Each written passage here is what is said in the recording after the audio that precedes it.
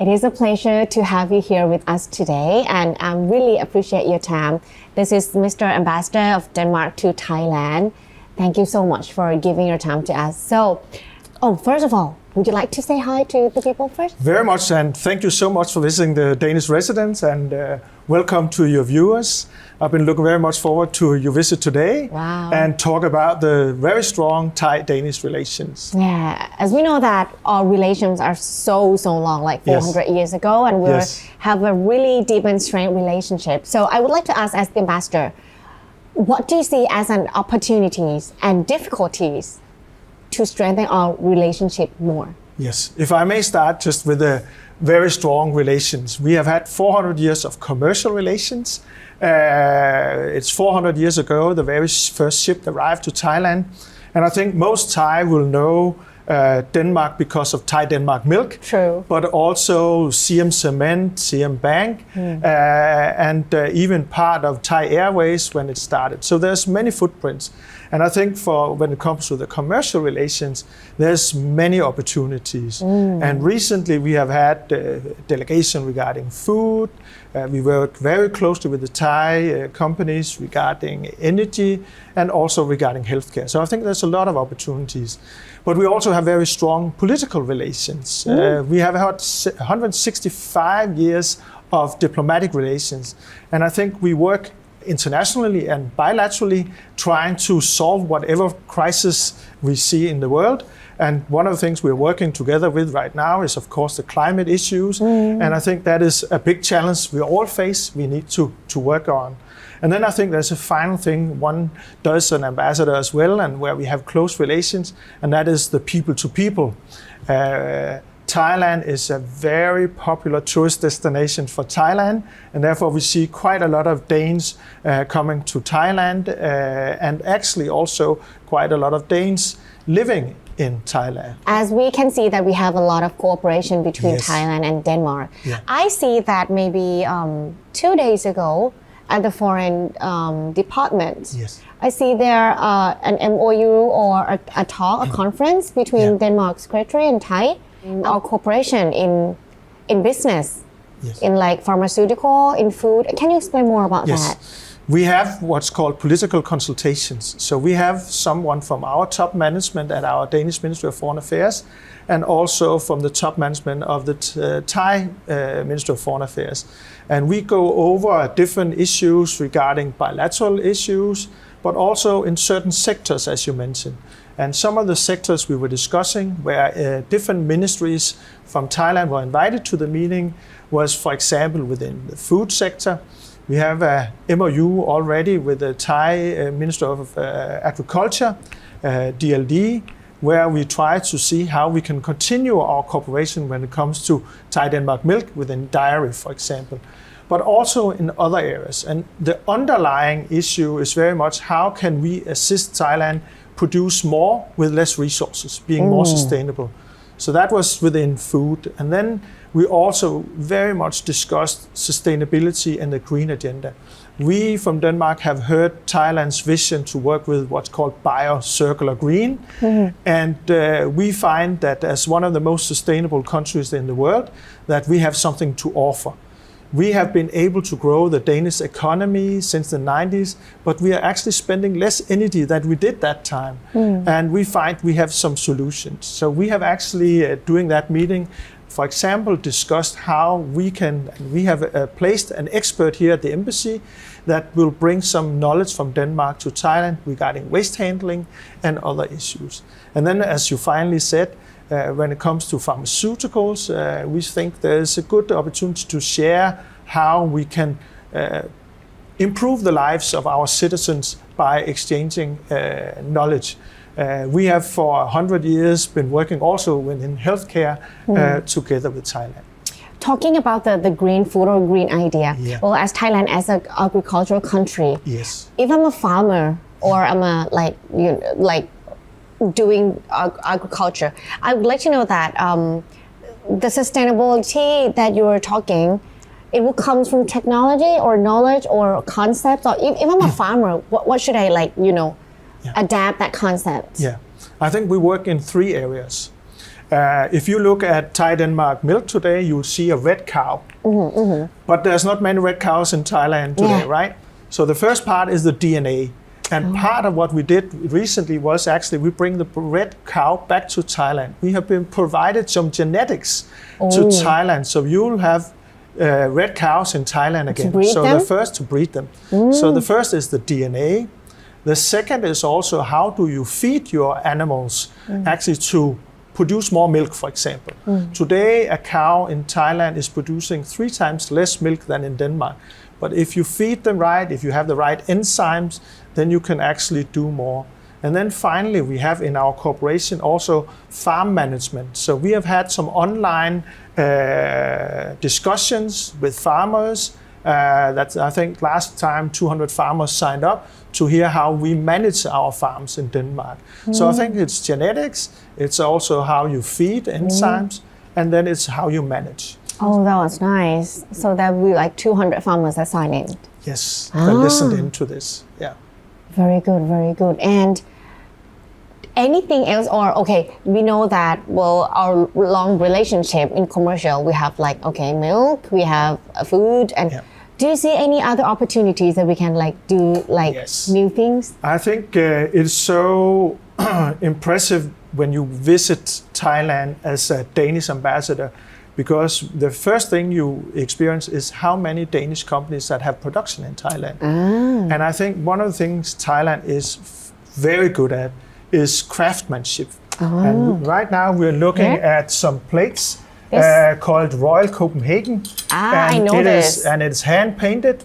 And on the bottom of each plate, you can see the person that have painted, and it's actually painted here in Thailand. And we have many other companies like Pandora, the jewelry producing company. They employ 15,000 Thais here in Thailand. 15,000? 15,000. Oh, Pandora was very famous. Very famous, and they have been growing very much.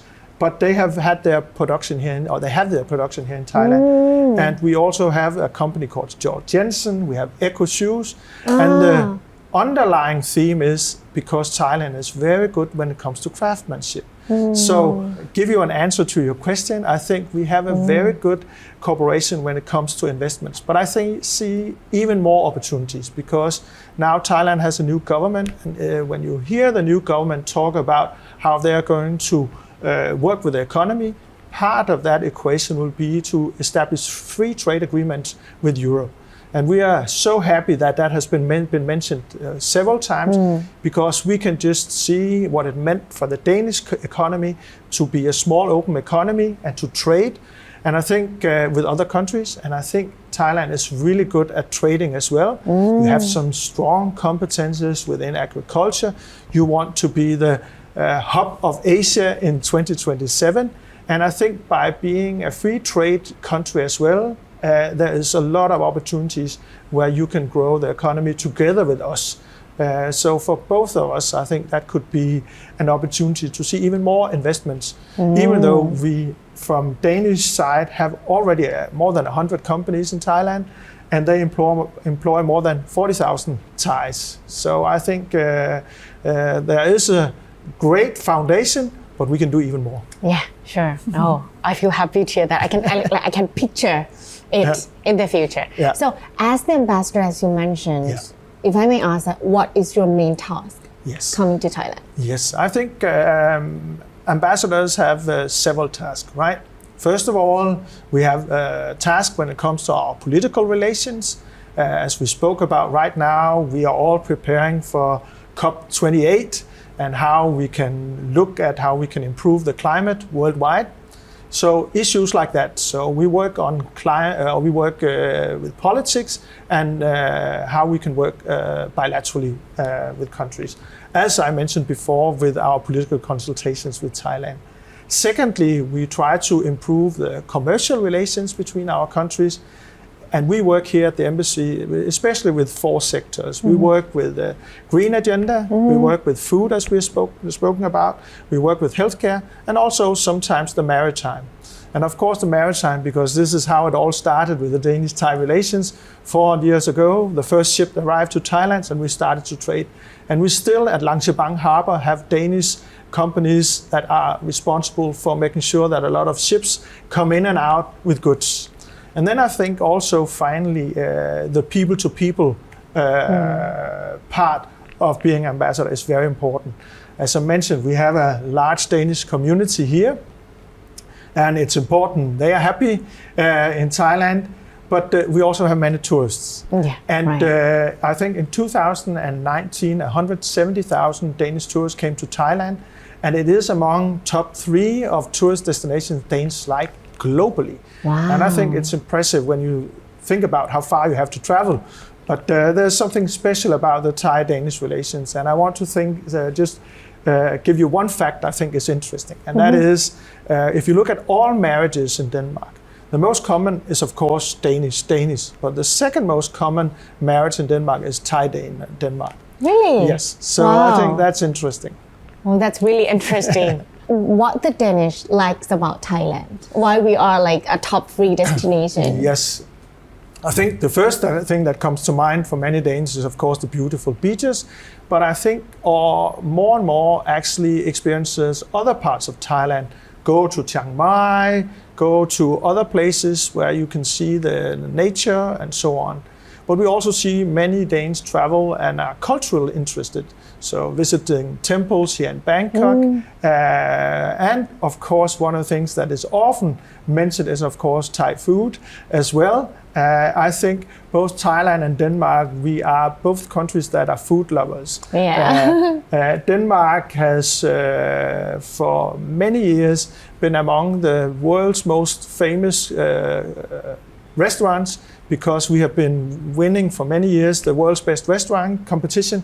But actually, the first Thai restaurant that got a Michelin star outside Thailand was in Denmark. Wow. So even though our kitchens, your kitchen is very spicy, yes, and Danish kitchen, potato, pork, and so on, very traditional, sometimes it's possible to combine 2 kitchens. And this was what happened with this restaurant. What is your favorite dish in Thai? I have to admit, I have quite a sweet tooth. And most will talk about the main course, but I'll talk about the dessert. Oh, okay. I really love sticky mango and sticky rice. That is definitely my favorite dish. But then I have also visited restaurants that have gotten Michelin stars here. And the crab omelette at JFA is one of my is really one of my favorite dishes so far. Talking about the mango sticky rice. Yes. You love the mango or the sticky rice? I think to start out with, I just started with the fresh fruit and the mango. But over time, the sweet and the coconut sauce is really, really what I like. I can see that you like coconut. Yes, I do. Very much so. Yeah. You said that the second rank of marriage couple is Denmark and Thai, right? Yes. What do Danish likes about Thai people? So that the girls listening. I think what is important is that if you look at Thailand and Denmark, Thailand is known for the Thai smile. And Denmark is among the happiest countries in the world. True. I think one way or another, that is a good mix. Oh, so we'll be a happy couple, right? It is a happy couple. So I think what is working out is that there is some easygoing about Thais and very respectful to one another. I think that works well with Denmark. Have you been in Thailand before? I have been here now 3.5 years. I came during COVID. So on a plane with very few other passengers. So I've been here 3.5 years now. So I've been traveling around many parts of Thailand since I came 3.5 years ago. Which part do you like? I think I like many parts of Thailand, but I think I have actually been quite happy about going to the north and see Chiang Mai. I've really liked Chiang Mai. I visited, for example, the university, very professional people at the university. But I've also visited several of the islands and visit some of the footprints in Phuket, for example. The Marine Biology Center was something I found to be very interesting. Koh Samui I found to be nice, and Hua Hin, some of the places that really just come to mind. And what is your favorite activities, or have you tried Thai, very Thai style activities here in Thailand? I very much like to be out and about when it's not too hot. Right, so we, my wife and I, love going to the parks in Bangkok, and also when we can get out of the city as well, and to visit some of the cultural sites. And also during COVID, I was quite privileged to be able to visit quite a few of the temples here in Bangkok. So we do that when we can do that. You like the temples? Yeah, very much so. I think historically it's very interesting to do so, but at the same time very beautiful as well. So we do that. And then I think we also enjoy, when we can, running a little bit. Ah, you love running. Yeah. Oh, I heard there will be a Nordic run. Exactly. On 29th October. Yes, we will. I see the clips that all the ambassadors are training. Yes, we will have a Nordic run in a few weeks, and we find it's a good way to also talk about how you can make your cities a city where you can transport yourself around in other means than in a car. Right? And at the same time being healthy by actually moving. I come from a city like Copenhagen, where most of the people are actually commuting to work on bicycles or walking. And that is working out great for us in Denmark, and we very much would like to inspire others. So part of the Nordic run is also talk about how we have created an infrastructure where running or biking or walking is part of the equation when you plan your city and how you commute. I really love that idea of Denmark, that they bike to work, they walk to work. Except from that, Thailand is really hot. It is very hot, and therefore, if people need to exercise here, myself included, you have to get up very early. Yes, very early, or either evening. Yes, you're so right. So you're ready for the Nordic run, right? I hope I'll be, yes. Okay. So talk about what in front of us. I heard that this, talking about Danish cookies will pop up in our mind. Yes. And I heard that this one is really special. It is special. This is, my wife got up this morning and baked a bit of cookies for you. So, really? Yes. Oh my God. For me, really? Yes. Thank you so much.